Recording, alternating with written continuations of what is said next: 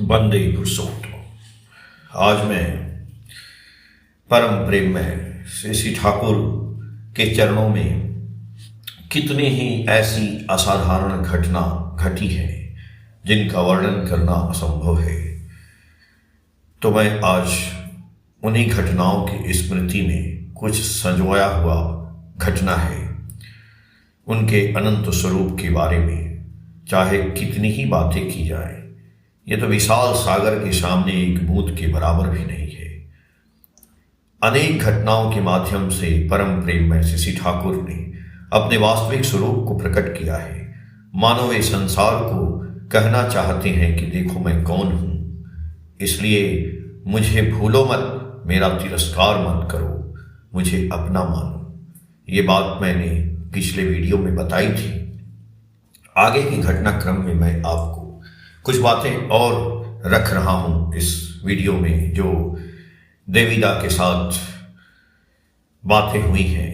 देवीदा ने अपने जीवन की लीला में उनको पाया था और वो बात जो बताया था।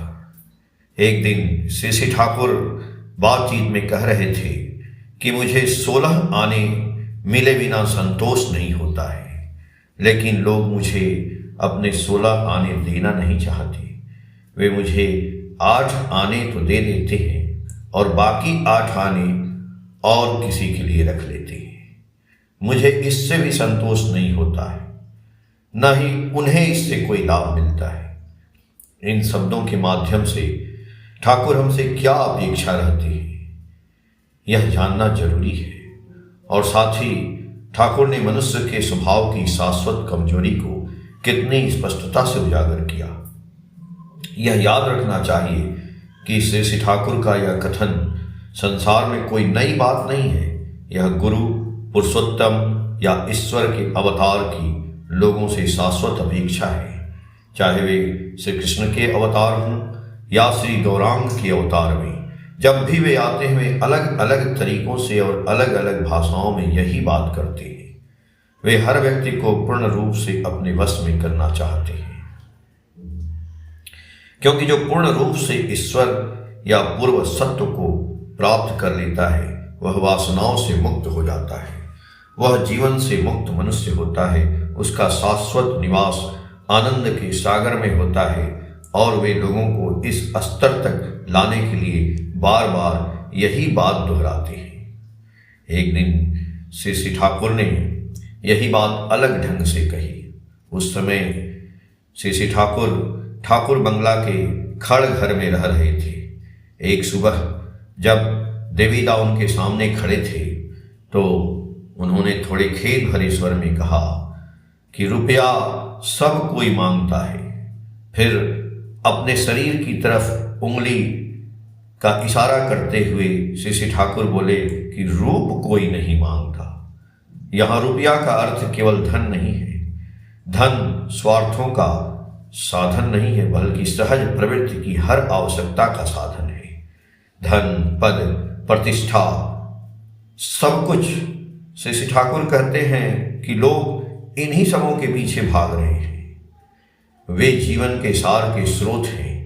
कोई भी उनके शुद्ध स्वरूप को नहीं पाने की कोशिश कर रहा है, अर्थात वे किसी के भी अंतिम लक्ष्य नहीं बन पा रहे हैं। लोग भगवान को पाने के लिए कितनी मेहनत, कितनी तपस्या, कितना ध्यान, कितना तीर्थ करते हैं, लेकिन जब भगवान मनुष्य के रूप में उनके घर के दरवाजे पर आकर पुकारते हैं तो वे अपनी सारी संपत्ति के साथ भी उनका स्वागत नहीं कर पाते। बहुत से लोग श्री ठाकुर के पास कपड़े, चादर, पलंग, तकिए जैसे और पैसे आदि मांगने आते थे। श्री ठाकुर अन्य गुरु भाइयों से ये सब इकट्ठा करके जरूरतमंदों को दे देते थे। यह भी देखा गया है कि श्री ठाकुर अनेक लोगों को कपड़े, गहने या अन्य उपयोगी वस्तुएं प्रचुर मात्रा में देते थे।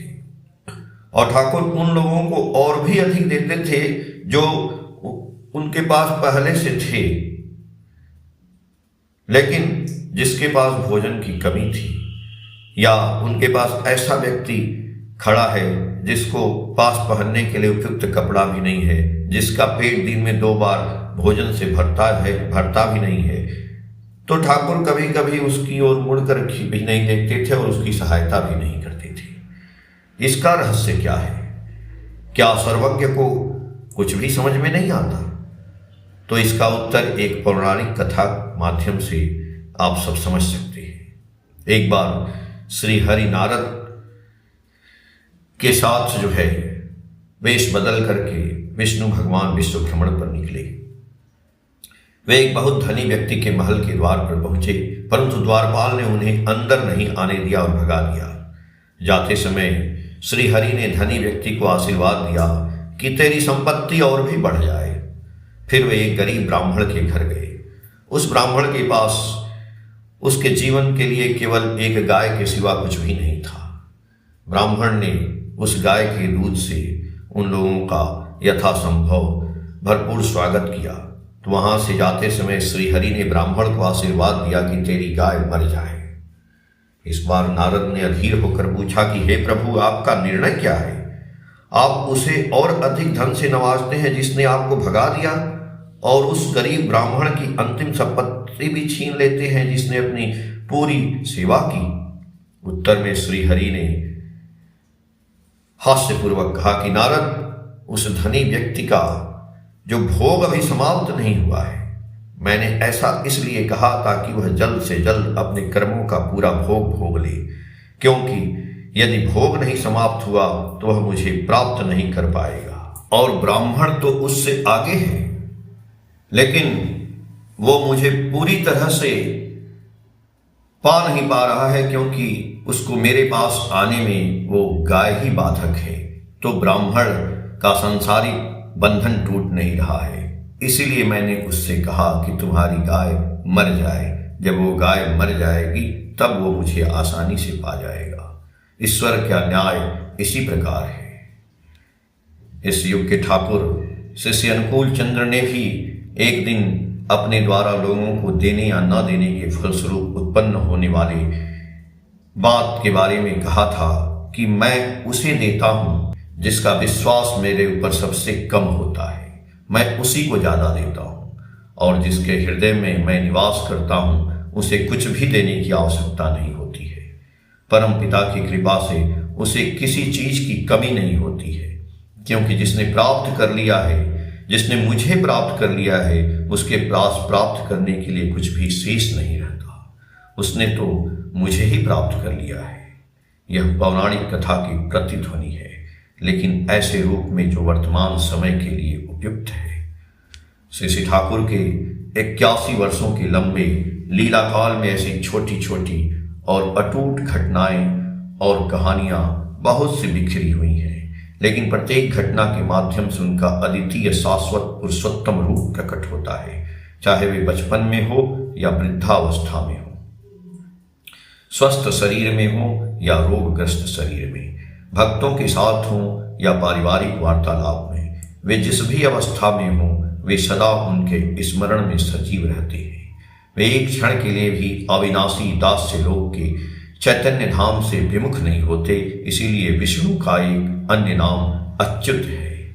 श्री श्री ठाकुर के प्रत्यक्ष संपर्क में आने वाले ही उनके साथी नहीं हैं। अनेक दिवंगत आत्माएं, अनेक देवता भी श्री श्री ठाकुर के निकट आते हैं, उन्हें दर्शन देते हैं, उन्हें प्रणाम करते हैं, तथा अनेक प्रेत भी उनकी दिव्य उपस्थिति को सहन न कर पाने के कारण स्थान छोड़कर चले गए।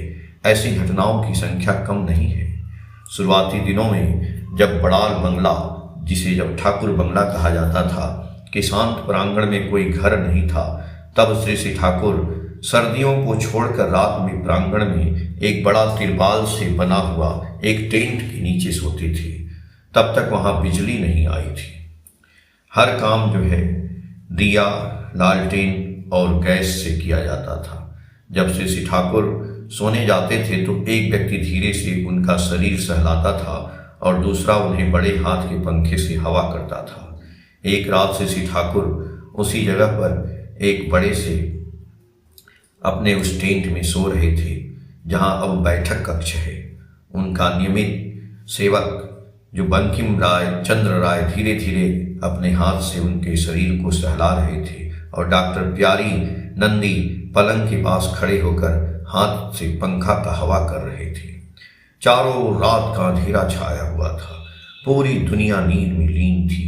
अचानक बंकिम दा ने कोमल स्वर में प्यारी दा को पुकारा, प्यारी दा देखो। तब तक प्यारी दा की आंखें भी खुल चुकी थी। दूर दूर दड़वा नदी से दो तेज रोशनी आ रही थी। उस समय ठाकुरबाड़ी के पश्चिमी भाग में कोई मकान नहीं बना था, इसलिए ठाकुरबाड़ी के प्रांगण में खड़े होकर दड़वा नदी तक स्पष्ट रूप से देखा जा सकता था।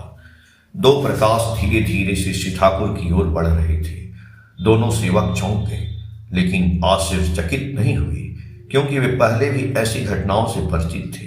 दोनों प्रकाश श्री ठाकुर के उस टेंट के पास आकर कुछ देर तक स्थिर रहे, फिर दड़वा नदी की ओर लौट गए और ओझल हो गए।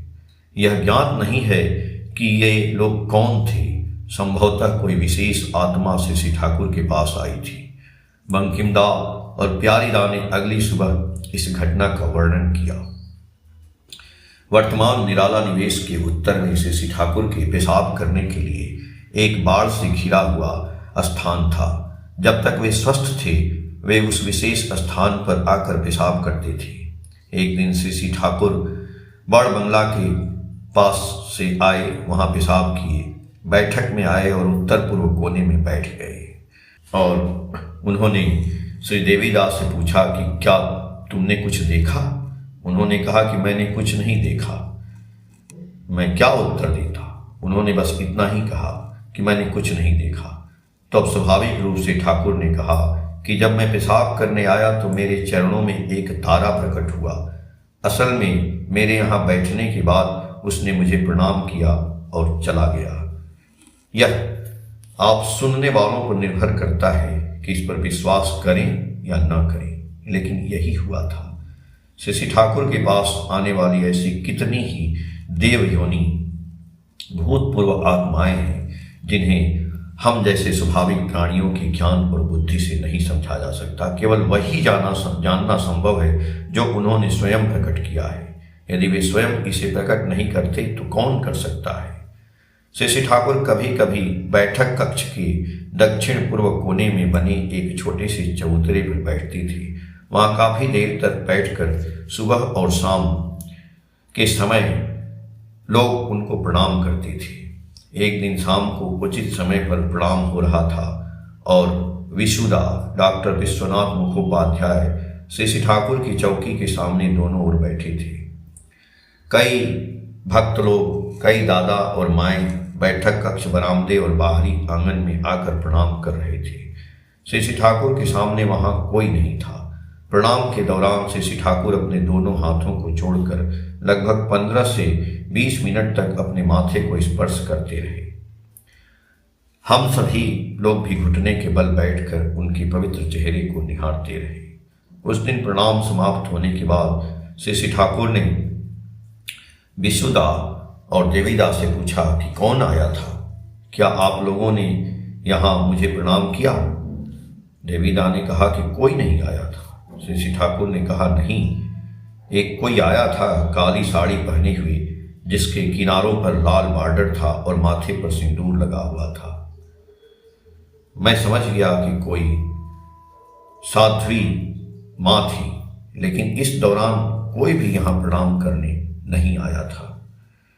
यह कारगर नहीं हुआ और प्रणाम के समय कोई भी उस तरह आगे नहीं आता था। फिर भी श्री ठाकुर ने किसी को जाते और प्रणाम करते देखा। उनकी आंखें बंद थीं, लेकिन चाहे परमेश्वर की सांसारिक आंखें खुली हों या बंद, वे सदा जागृत और सर्वव्यापी हैं। वे सब कुछ देखते हैं, सब कुछ सुनते हैं। कुछ दिनों बाद रहस्य सुलझ गया। हुगली जिले के सिंगूर निवासी शैलेंद्र नाथ दास नामक एक गुरु भाई ने पत्र लिखा कि उनकी माता का देहांत हो गया है। उन्होंने अंतिम सांस उस समय ली जब ठाकुर ने उन्हें अपने सामने सिर झुकाते हुए देखा था, और जैसा ठाकुर ने वर्णन किया था, मां का चेहरा बिल्कुल वैसा ही था।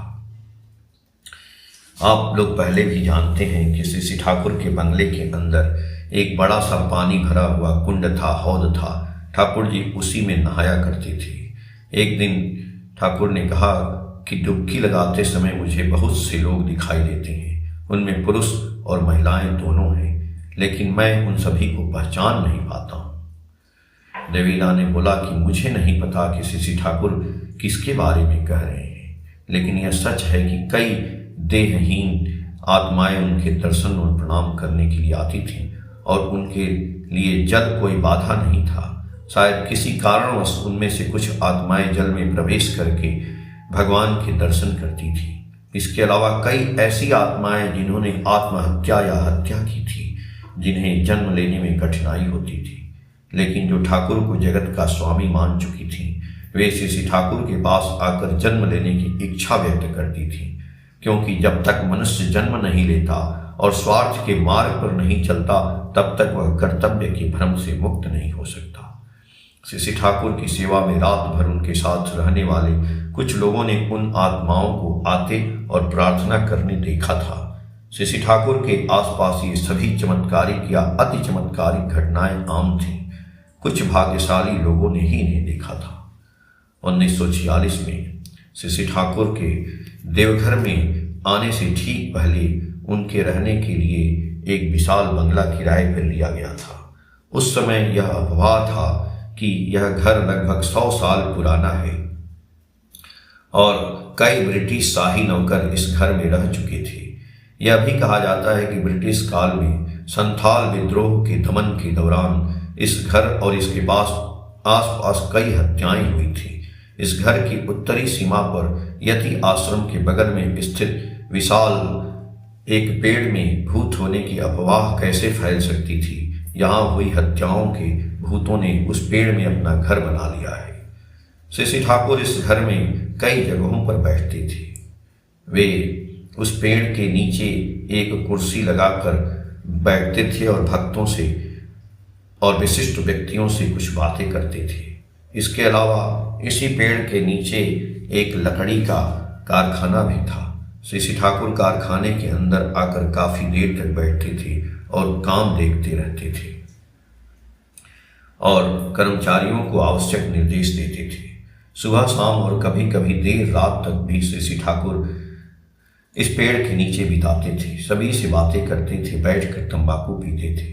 ऋतिक अधिवेशन के अंत में वे कभी कभी वहीं बैठकर सभी सत्संगियों से बातें करते और इसी पेड़ के नीचे कई बातें होती रहती थी। इसके अलावा विशाल बड़ाल बंगले के हर तरफ हर सजीव और निर्जीव वस्तु भक्तिमय प्रवचनों, प्रार्थनाओं और कीर्तनों की ध्वनि से सब कुछ गूंजता रहता था।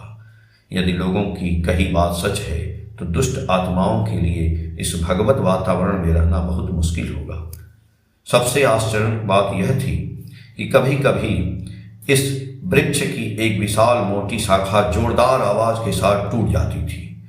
शाखाओं को कीड़े मकोड़ों ने नहीं खाया था, बल्कि वे काफी मजबूत थी। न तो कोई तूफान आता था और न ही हवा। अचानक शाखा टूट जाती थी।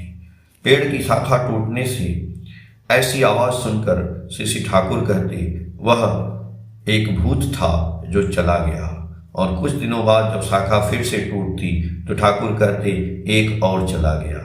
ऐसा कहा जाता है कि भूत किसी स्थान को छोड़ते समय आसपास के पेड़ों की मोटी शाखाएं तोड़ देते हैं। श्री ठाकुर ने देवीदा के लिए उस पेड़ के नीचे एक छोटे से टीन का मकान रहने के लिए बनवाया था। मकान के सामने एक चौड़ा बरामदा था। कई लोग उस बरामदे में बैठकर बातें करते थे और जब श्री ठाकुर उस पेड़ के नीचे आते थे तो वहां बैठकर सभी लोग उनके दर्शन करते थे। मई 1954 की एक दोपहर की बात है। देवीदा बरामदे में आंखें बंद करके लेटी हुई थी। उनकी तबीयत ठीक नहीं थी। प्रकृति भी एकदम शांत थी। कहीं हवा का एक झोंका भी नहीं था। अचानक उन्हें एक जोरदार आवाज सुनाई दी और वो चौंक कर उठ बैठे। ऊपर देखे तो एक गूलर के पेड़ की एक मोटी शाखा टूट रही थी, मानो वो सिर झुकाकर गिर रही हो। जैसे ही तेजी से वो एक तरफ हटे, शाखा जोरदार धमाके के साथ उनके बरामदे पे गिर गई। तुरंत वो श्री ठाकुर के पास गए और शाखा टूटने के बारे में बताए। बाद में श्री श्री ठाकुर ने मीठी मुस्कान से कहा कि तुम बच गए। इस घटना के बाद उस पेड़ के नीचे मेरे कमरे में एक दिन और एक अजीब घटना घटी। एक दोपहर देवीदा बोलते हैं कि मुझे पेट में बहुत तेज दर्द हो रहा था, इसलिए मैं श्री श्री ठाकुर के पास नहीं जा सका। शाम को मैंने कमरे का दरवाजा बंद किया, लाइट बुझाई और चुपचाप लेट गए। धीरे धीरे मुझे नींद आ गई। रात करीब 10 बजे पता नहीं क्यों अचानक मेरी नींद खुल गई। अंधेरे में आंखें खोलकर मैंने देखा कि मेरे बगल में एक स्टूल था और उस पर सफेद चोंगा और सिर पर नकाब ओढ़े एक महिला बैठी थी जो मुझे घूर रही थी। उसके हाथ मेरी गोद में था। लेटते ही मैंने उस महिला को पहचान लिया। मैं कोशिश कर रहा हूं कि ये कौन है। थोड़ी देर बाद उस महिला की परछाई अंधेरे में गायब हो गई। एक पल में मैंने सोचा, मैंने दरवाजा बंद करके मैं सोया था तो अब महिला अंदर कैसे आ गई। अगले ही पल उसके गायब हो जाने के ख्याल से मुझे थोड़ा डर लगने लगा। मैं झटपट उठा, बत्ती जलाई और दरवाजा खोला। वहां कुछ भी नहीं था, सब कुछ सामान्य रूप से चल रहा था। अगली सुबह देवीदा बोलते हैं कि मैंने श्री श्री ठाकुर को इस अजीब घटना के बारे में बताया। यह सुनकर ठाकुर ने कहा, मुझे लगता है कोई तुमसे मिलने आया था। यानी मैं बीमार था, इसलिए कोई एक दयालु माँ जो है मुझे आकर इस तरह देखने लगी थी। यह उल्लेखनीय है कि इस घटना के बाद उस पेड़ के वृक्ष की शाखाएं कभी नहीं टूटी और न ही दोबारा दिखाई दी। सर्वव्यापी पिता से भी कोई वंचित नहीं है।